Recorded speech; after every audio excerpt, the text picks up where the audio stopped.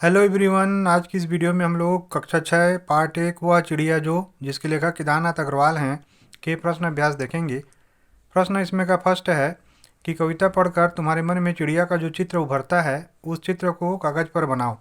तो जैसे ही हम लोग कविता को पढ़ते हैं तो हमारे मन में चिड़िया का वो चित्र उभरता है जो पानी पी रही है नदी से, या जो जुंडी के दाने को खा रही है, या जो हवा में स्वतंत्र होकर उछल रही है, या जो वन के किसी पेड़ पे डाल पे बैठे हुए गाना गा रही है। तो ये जो सारे चित्र हमारे मन में उभरते हैं ना, इन्हीं को हमको कागज़ पे बनाना है। तो इसका उत्तर लिखेंगे कि कविता को पढ़ना है और सोचना है कि चिड़िया कटोरी से दूध वाले जुंडी के दाने खा रही हो, या तालाब में पानी पी रही हो, या जैसे मैंने बताया वन में किसी पेड़ के डाल पे बैठी हुई हो। तो जो भी आपके मन में चित्र आ रहा है उसको कागज़ पे बनाना है। इसके बाद इसमें प्रश्न दूसरा देखिए कि तुम्हें कविता का कोई और शीर्षक देना हो तो क्या शीर्षक देना चाहोगे? उपयुक्त शीर्षक सोच कर लिखो। तो देखिए कविता का शीर्षक हम लोग यहाँ पे दे सकते हैं छोटी चिड़िया, प्यारी चिड़िया, मेहनती चिड़िया। ये सारे शीर्षक जो है ना इस कविता के लिए उपयुक्त हैं। अगर आप भी इस प्रकार से कोई और शीर्षक सोच सकते हैं तो आप भी सोच के शीर्षक इसमें दे सकते हैं। अगला देखिए प्रश्न इसमें 3 है कि इस कविता के आधार पर बताओ कि चिड़िया को किन किन चीज़ों से प्यार है। तो इसका उत्तर लिखेंगे कि जैसे कि हमने कविता में पढ़ा है कि चिड़िया को जो है ना वो रस से भरे हुए जो ज्वार के दाने हैं, ये जो अन्न है, या जंगल में गाना गाना है, या जंगल में एकांत में रहना है, और नदी का जो पानी है ना, इन सभी चीज़ों से उसको प्यार है। तो इसको उत्तर में हम लोग लिखेंगे कि इस कविता के आधार पर हम कह सकते हैं कि चिड़िया को दूध भरे झुंडी के दानों, अन्न, गीत गाने और जंगल के साथ ही बिजन और नदी से भी प्यार है। अब इसमें प्रश्न 4 है, आशा स्पष्ट करो। इसमें आशा स्पष्ट करना है। का है रस उड़ेल कर गा लेती है।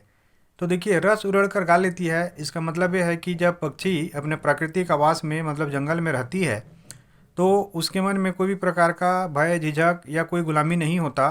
वो दिल से, हृदय से, स्वाभाविक भाव के साथ में सुंदर और मीठा गाना गाती है, और इन्हीं भावनाओं को रस में घोल कर सारे का सारा रस जो है ना अपने गाने में वो उड़ेल देती है।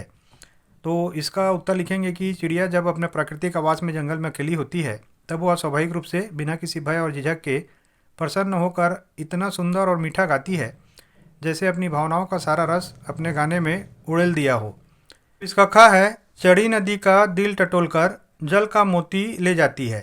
तो देखिए इसमें चढ़ी नदी का अभिप्राय है कि नदी जिसमें पानी बहुत तेज बह रहा हो या पानी बहुत ज़्यादा हो, और जो चिड़िया है ना वो उसके दिल पे उतर जाती है। मतलब चढ़ी नदी से भी वो घबराती नहीं है और अपने परिश्रम और साहस के साथ वहाँ से जल माने फल जो है ना उसको मोती के समान ले जाती है।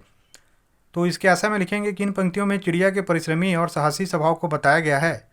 वह विपरीत परिस्थिति अर्थात चढ़ी नदी का साहस से सामना करते हुए मूल्यवान जल रूपी लक्ष्य को पा लेती है। अब इसका खा है, चढ़ी नदी का दिल टटोलकर जल का मोती ले जाती है। तो देखिए चढ़ी नदी का मतलब होता है कठिन परिस्थितियाँ, और यहाँ पे नदी का जो पानी है ना वो बहुत ज़्यादा बढ़ा हुआ है। मतलब दो चीज़ों को यहाँ पे तुलना किया गया है, और जो चिड़िया है ना वो उससे भी घबराती नहीं है और साहस के साथ उसका दिल टटोलकर मतलब उसके अंदर में समाकर वहाँ से जल या लक्ष्य के मोती को ना वो ले जाती है। तो इसका आशय में लिखेंगे कि इन पंक्तियों में चिड़िया के परिश्रमी और साहसी स्वभाव को बताया गया है। वह विपरीत परिस्थिति अर्थात चढ़ी नदी या तेज बहाव वाली नदी का साहस से सामना करते हुए मूल्यवान जल रूपी लक्ष्य को पा लेती है।